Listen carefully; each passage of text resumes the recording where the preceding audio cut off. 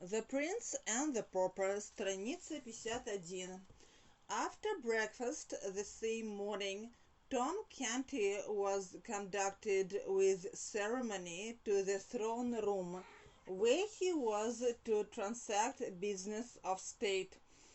His uncle, Lord Hertford, stood by the throne to help him. A secretary began to read about the expenses of the late king, which had been £28,000 during the last 6 months, a sum so big that Tom Canty could hardly realize it. He was still more astonished by the fact that £20,000 of this money was still unpaid, and they had not paid his 1,200 servants. Tom said, "We be going to the dogs. It is necessary that we take a small house and do without the servants. We don't need them. I remember me in a small house near the fish market." A heavy hand on Tom's arm stopped his foolish words, but no face showed that this strange speech had been heard. The work went on. Petitions were read, and proclamations, and all kinds of long papers, страница 52, about the public business, and at last Tom's head nodded a few times, and the business of the kingdom stopped, and there was silence around the sleeping child. In the morning Tom had a few moments to himself, and then a slim boy of about 12 years of age came into his apartment. He dropped on one knee in front of Tom. Tom sat still for a moment, then he said, "Rise, boy. Who are you? What do you want?" The boy rose and said, "You must remember me, my lord. I am your weeping boy." "My weeping boy? I am Humphrey Marlowe, your grace." The situation was delicate. What should he do? Pretend he knew this boy? No, that would not do. An idea occurred to him. Accidents like this might often happen. Now business would often call Hertford and St. John from his side, so perhaps it would be well to find a way out himself. Yes, he would practice on this boy. So he said, "Now I seem to remember you, but I am not sure." "Oh, my poor master!" exclaimed the weeping boy with feeling, adding to himself, "It is as they said, his mind is gone, but they say you must not show that something is wrong with him." Страница 53. "What is your business?" said Tom. "2 days ago, when your majesty made 3 mistakes in your Greek in the morning lessons, do you remember it?" "Yes, I think I do." "Yes, I do. Go on." "The teacher promised that he would whip me for it." "Whip you?" said astonished Tom. "Why should he whip you for my mistakes? Your grace forgets again." "He always whips me when you fail in your lessons." "True, I forgot. Explain."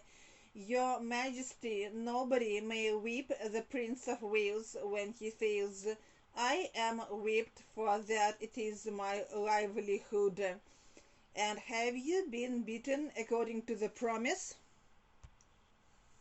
"No, your majesty. I am to be punished today, and perhaps it may be annulled, as it is the season of mourning." "Oh yes, I shall do it." "Ah, thanks, my good lord," cried the boy, dropping upon his knee again. "Maybe I'm asking too much, but—" Tom encouraged him to speak. "Then will I speak it out, for it lies heavy on my heart. As you are no more Prince of Wales but King, you can order as you wish. You will, страница 54, no longer study, but burn your books and think of other matters. Then I'm ruined, and my orphan sisters with me." "Ruined? How?" My back is my bread. If you stop learning, you need no whipping boy. Do not send me away. Tom was touched with this distress. He said, "Your position shall be forever." Then he struck the boy a light blow on the shoulder with his sword, exclaiming, "Rise, Humphrey Marlowe, whipping boy to the royal house of England. I will study so badly that they must pay you more, so much work you will have." The grateful Humphrey exclaimed, "Thanks, my most noble master. Now I shall be happy all my days."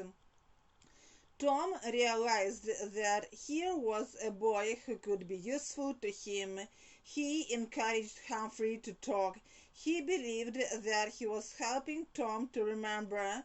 As soon as he finished talking of what had happened in the royal schoolroom and in all the palace, he noticed that Tom was able to remember everything quite clearly. At the end of an hour, Tom found he had received a lot of information about people and matters of the court, so he decided to speak to the boy every day. Humphrey had hardly left when my Lord Hertford arrived.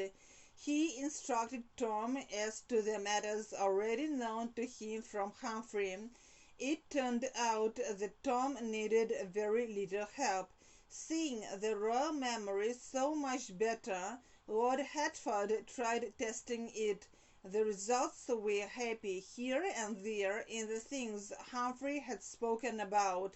The Lord was greatly encouraged.